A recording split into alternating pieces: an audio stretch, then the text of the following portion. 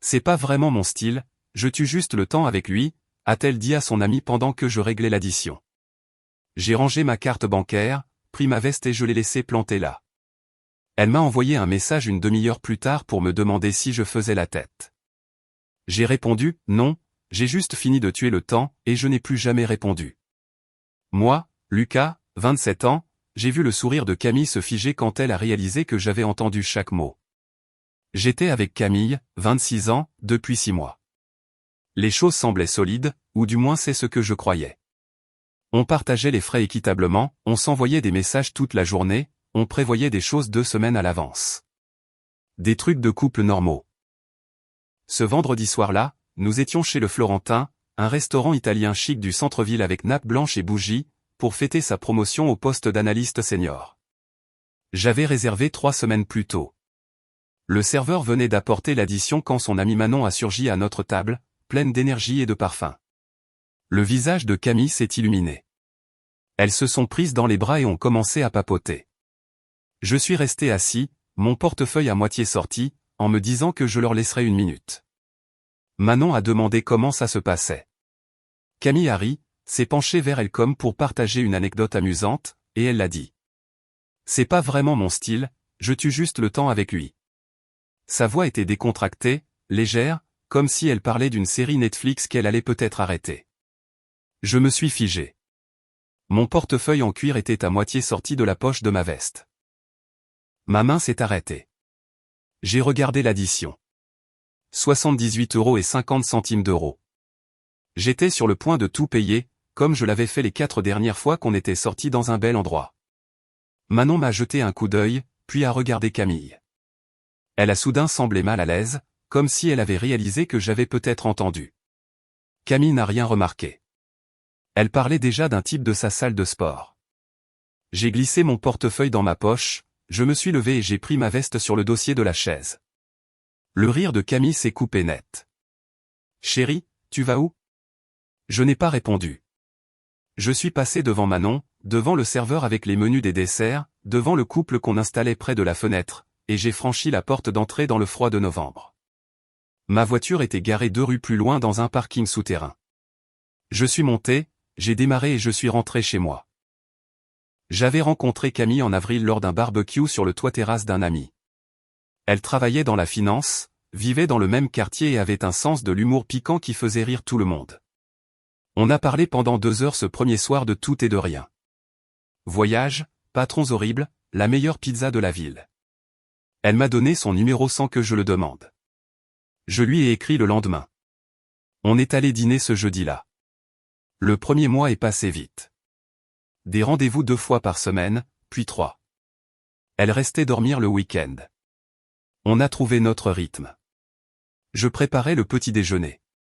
Elle faisait le café. Elle me parlait de son stress au travail. J'écoutais. Quand sa voiture a eu besoin de nouveaux freins, je l'ai emmenée au garage et j'ai attendu avec elle. Quand ma sœur est venue de Bordeaux pour me rendre visite, Camille est venue dîner et a charmé tout le monde. Mais il y avait de petites choses, des moments que je mettais de côté. En juin, on était dans une librairie. J'ai pris un polar que je voulais lire. Camille a jeté un coup d'œil à la couverture et a dit, « Tu lis vraiment ce genre de truc toi ?» Son ton était léger, presque taquin, mais quelque chose sonnait faux, comme si elle était surprise que je choisisse quelque chose qu'elle ne choisirait pas. J'ai acheté le livre quand même. Elle n'en a plus reparlé. En juillet, ses amis de fac sont venus en ville pour le week-end. Elle m'a invité à les rejoindre pour boire un verre le samedi. Je suis arrivé au bar qu'elle m'avait indiqué, mais quand je suis entré, elle a eu l'air surprise, presque agacée. Elle m'a présenté rapidement, puis s'est retournée vers ses amis. Je suis resté assis là pendant 1h30 pendant qu'ils parlaient de gens que je ne connaissais pas. Quand je me suis levé pour partir, elle l'a à peine remarqué. Le lendemain, elle m'a envoyé un message comme si de rien n'était. C'était trop sympa hier soir. Merci d'être venu. Je me suis dit que c'était bon. Elle retrouvait de vieux amis. Ça ne tournait pas autour de moi. En août, on est allé à la soirée d'été de son entreprise. J'ai mis la chemise qu'elle avait choisie, j'ai fait la conversation avec ses collègues, je suis resté proche sans être collant. Au milieu de la soirée, j'ai entendu 2 de ses collègues discuter près du bar. L'une d'elles a demandé, « Alors, c'est sérieux avec le nouveau ?» La voix de Camille a flotté jusqu'à moi. Je ne sais pas. On verra. Il est gentil, mais je ne fais pas de grands projets. J'ai fait semblant de n'avoir rien entendu. On est resté 1 heure de plus. Sur le trajet du retour, elle s'est endormie sur le siège passager. Je n'ai pas relevé. En septembre, j'ai arrêté de mentionner des projets d'avenir. Si je disais quelque chose à propos des vacances de la Toussaint ou de Noël, elle changeait de sujet. Quand mon bail arrivait à échéance en octobre, je lui ai demandé si elle voulait qu'on parle d'emménager ensemble un jour. Elle a ri, m'a embrassé sur la joue et a dit, « Profitons juste de ce qu'on a maintenant. » J'ai signé un nouveau bail d'1 an la semaine suivante. Quand Camille m'a annoncé sa promotion, elle était vraiment excitée. Elle était en compétition avec 2 autres analystes depuis des mois. Le nouveau rôle signifiait une augmentation, un plus grand bureau, des responsabilités. Elle voulait fêter ça dans un bel endroit, m'a-t-elle dit. Allons chez le Florentin. J'ai envie d'essayer depuis longtemps. J'ai réservé pour le vendredi à 19h30. La semaine précédente, j'avais remarqué qu'elle regardait des robes en ligne. Elle en a acheté une vert foncé, ajustée, chère, pour le dîner, m'a-t-elle dit quand j'ai demandé. Je lui ai dit qu'elle serait superbe. Elle l'était. Ce vendredi-là, je suis passé la prendre à 18h45. Elle était parfaite. Coiffée, maquillée, la nouvelle robe. Elle a souri en montant dans la voiture, s'est penchée et m'a embrassé. Merci de faire ça. Bien sûr, j'ai dit, tu l'as mérité. Le dîner a bien commencé. On a commandé du vin, des entrées, des plats. Elle m'a raconté l'annonce de la promotion, comment son patron l'avait prise à part le matin même, comment les autres analystes avaient réagi. J'écoutais, je posais des questions, je célébrais avec elle. L'ambiance était bonne, détendue. Puis Manon est arrivée. Je ne connaissais pas bien Manon. Je l'avais rencontrée 2, peut-être 3 fois. Une amie de fac de Camille.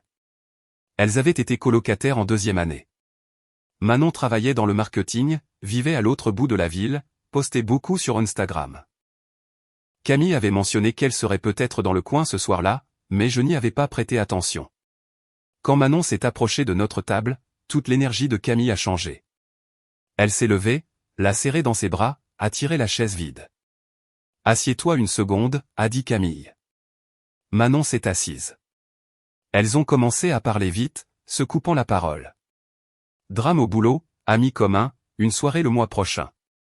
Je suis resté silencieux. L'addition est arrivée. J'ai tendu la main vers mon portefeuille, pensant m'en occuper pendant qu'elle parlait. C'est là que je l'ai entendu. Alors, comment ça se passe avec lui, a demandé Manon en hochant la tête vers moi. Camille m'a jeté un coup d'œil, puis a regardé Manon. Elle a baissé la voix un peu, mais pas assez. C'est pas vraiment mon style, je tue juste le temps avec lui. Les mots ont atterri net. Pas d'hésitation, comme si elle y avait pensé avant et avait décidé que c'était exactement ce que j'étais. Du remplissage, un bouche-trou jusqu'à ce que quelque chose de mieux se présente. J'ai regardé l'addition. 78,50 €. Entrée, 2 plats, 2 verres de vin, un dessert pour elle. J'étais sur le point de mettre ça sur ma carte. Comme je le faisais toujours. Comme je l'avais fait pour son anniversaire, pour nos 6 mois, pour 3 autres dîners exactement comme celui-ci. J'ai glissé mon portefeuille dans ma veste, je me suis levé, j'ai pris mon manteau. Camille s'est arrêtée au milieu de sa phrase. « Chérie, tu vas où ?» Je ne l'ai pas regardé, je n'ai pas regardé Manon, j'ai juste marché. Mise à jour 1. J'étais à mi-chemin quand mon téléphone a commencé à vibrer. Premier texto, t'es allé où? Deuxième texto, ça va? Troisième texto, j'ai fait un truc de travers? J'ai continué à conduire. Pas de réponse. Je suis arrivé chez moi, je me suis garé, je suis entré dans mon appartement et je me suis assis sur le canapé. Mon téléphone continuait de s'allumer. Tu peux me dire ce qu'il s'est passé? Je comprends pas. T'es fâché contre moi. J'ai fixé l'écran. 6 mois. 6 mois de dîner, de week-end, de rencontres avec ses amis et de conduite chez le garagiste. 6 mois à penser qu'on construisait quelque chose. Et tout ce temps, j'étais juste un moyen de tuer le temps. À 23h18, j'ai tapé un seul message. Non, j'ai juste fini de tuer le temps. J'ai bloqué son numéro, je l'ai bloqué sur Instagram, Facebook, partout. Puis j'ai éteint mon téléphone et je suis allé me coucher. Le lendemain matin, mon téléphone était plein d'appels manqués. Pas de Camille, mais d'amis communs. 3 de Maxime, 2 de Julie, 1 d'Antoine. J'ai ignoré tout le monde. Vers midi, Maxime a envoyé un texto, « Mec, Camille est en panique. Elle dit que tu l'as juste planté au resto. Il s'est passé quoi ?» Je n'ai pas répondu. Julie a essayé ensuite. Et, je sais que ça me regarde pas, mais Camille dit qu'il s'est passé un truc hier soir et elle comprend pas pourquoi t'es énervé. Tu peux lui parler ? J'ai désactivé les confirmations de lecture et mis mon téléphone en silencieux. Le dimanche, la conversation de groupe s'affolait. Maxime, Julie, Antoine, 2 autres personnes. Quelqu'un a dit que Camille les avait appelés en pleurant, demandant si j'allais bien, disant qu'elle ne savait pas ce qu'elle avait fait. Quelqu'un d'autre a dit qu'elle avait payé l'addition elle-même et qu'elle était restée assise dans le parking pendant 20 minutes à essayer de m'appeler. Antoine m'a envoyé un message privé. Écoute mec, je sais pas ce qui s'est passé, mais elle a l'air vraiment paumée. Parle-lui peut-être juste. J'ai répondu. Elle a dit à sa pote que j'étais pas son genre, que j'étais juste quelqu'un avec qui elle tuait le temps. Je l'ai entendu le dire. Y a rien à dire. Antoine est resté silencieux quelques minutes. Puis, putain, je suis désolé. Je n'ai pas répondu. Mise à jour 2. Dès lundi, la moitié de notre groupe d'amis était au courant. Je n'avais rien dit à personne sauf à Antoine, mais les nouvelles vont vite. Julie m'a appelé mardi soir. J'ai répondu parce que je savais qu'elle n'arrêterait pas, j'ai entendu ce qu'elle a dit, a commencé Julie. C'est brutal. Je suis désolé. C'est bon. Non, c'est pas bon. C'est horrible de dire ça de quelqu'un avec qui tu sors. Je n'ai pas argumenté. Julie a continué. Écoute, j'ai parlé à Manon.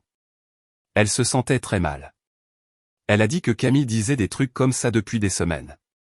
Que t'étais gentil, mais pas ce qu'elle cherchait sur le long terme. Manon trouvait ça bizarre que Camille continue de sortir avec toi si c'est ce qu'elle ressentait. Je suis resté silencieux.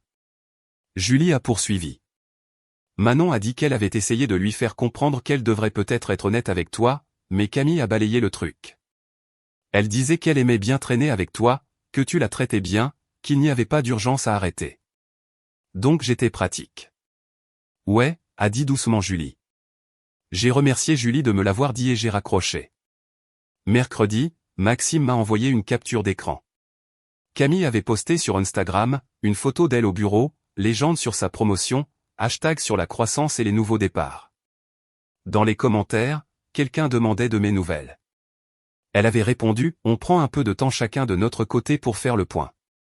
J'ai ri et j'ai supprimé Instagram de mon téléphone. Jeudi, Antoine m'a dit que Camille demandait mon nouveau numéro aux gens. Elle a essayé de l'appeler, demandant si je voyais quelqu'un, si j'allais bien, s'il pensait que je finirais par lui parler. Antoine a dit qu'il lui avait dit de me laisser tranquille. Elle ne l'a pas bien pris. Vendredi, exactement une semaine après le restaurant, ma sœur m'a appelé. Tu as bloqué Camille, a-t-elle dit. Ce n'était pas une question. Ouais. Bien. Ce qu'elle a dit, c'était dégueulasse. Tu mérites mieux. Je sais. Maman voulait que je vérifie si tu allais bien. Je vais bien. T'es vraiment bien ou tu fais semblant ? J'y ai réfléchi. Je vais vraiment bien. Honnêtement, c'est presque un soulagement. Elle a fait une pause. Parce que maintenant tu sais. Exactement. On a parlé encore 20 minutes. Elle m'a parlé d'une fille avec qui elle travaillait qui demandait de mes nouvelles. J'ai dit peut-être. On a raccroché. Mise à jour 3. 2 semaines après le restaurant, j'ai matché avec quelqu'un sur une appli de rencontre. Elle s'appelait Claire, 29 ans, architecte, et aimait la randonnée et les films d'horreur nuls. On s'est écrit quelques jours, puis on s'est vu pour un café le samedi. La conversation était fluide. Elle riait à mes blagues. Je n'avais pas l'impression d'être évalué. Juste écouté. On est sorti à nouveau mardi. Dîner dans un endroit décontracté. Pas de nappe blanche. Elle a insisté pour payer sa part. Je déteste quand les gens supposent que l'homme doit payer, a-t-elle dit. Je n'ai pas discuté. Au 3e rendez-vous, on se promenait dans un parc quand mon téléphone a vibré. Numéro inconnu. J'ai ignoré. Ça a vibré encore. Puis encore. Claire m'a jeté un coup d'œil. Tu devrais répondre. Non, c'est rien. Plus tard, j'ai vérifié. 3 messages d'un numéro que je ne reconnaissais pas, c'est Camille. S'il te plaît, n'efface pas ça. Je sais que tu veux pas me parler, mais j'ai besoin que tu comprennes que je ne pensais pas ce que j'ai dit. C'est mal sorti. J'essayais de faire la cool devant Manon. Je pensais pas que tu entendrais. Je le pensais pas, j'ai fixé les messages. Je n'ai pas répondu. J'ai bloqué le numéro. Le lendemain, un autre numéro inconnu. C'est Camille. Je sais que tu continues de me bloquer mais je n'abandonne pas. On avait quelque chose de bien. J'ai fait une erreur. Est-ce qu'on peut juste parler? Je n'ai pas bloqué tout de suite. À la place, j'ai tapé un message. Tu n'as pas fait d'erreur. Tu as dit la vérité. Tu ne t'attendais juste pas à ce que je l'entende. C'est fini. Ne me contacte plus. J'ai bloqué le numéro. Elle a essayé encore 3 fois au cours des 2 semaines suivantes. Numéro différent, même message. Excuse, explication, promesse que ça ne voulait pas dire ce que je pensais. J'ai bloqué tout le monde. Claire et moi avons continué à nous voir. Au bout d'un mois, elle a demandé si je voulais qu'on soit exclusif. J'ai dit oui. C'était facile, naturel, comme si je n'attendais pas que le sol se dérobe sous mes pieds. En décembre, Maxime m'a dit que Camille avait commencé à sortir avec quelqu'un de nouveau, un avocat rencontré au travail. Grand, costume cher, roulé en Tesla. Son style, apparemment, a dit Maxime avec un petit sourire. Je m'en fichais. Conclusion finale. 3 mois après le restaurant, j'étais dans l'appartement de Claire. On cuisinait le dîner ensemble, en débattant pour savoir si l'ail avait sa place dans la sauce marinara. Elle riait, coupait des tomates, insistait sur le fait que j'avais tort. Je remuais la casserole, défendant ma position. C'était stupide, amusant et confortable. Mon téléphone a vibré. J'y ai jeté un coup d'œil. Encore un numéro inconnu. Je savais déjà qui c'était. Claire a remarqué. La même personne? Ouais. Tu veux que je réponde, a-t-elle demandé en souriant. Nan, ça vaut pas le coup. J'ai bloqué le numéro sans lire le message, j'ai posé mon téléphone face contre le comptoir et je suis retourné à la sauce. Claire m'a regardé. Tu t'en fiches vraiment, hein? Pas même un peu. Elle a souri, s'est approchée et m'a embrassé. Bien. T'es trop occupé à tuer le temps avec moi. J'ai ri. J'ai vraiment ri. Plus tard cette nuit-là, après que Claire s'est endormie, j'ai pensé à Camille. Pas avec colère ou regret, juste avec clarté.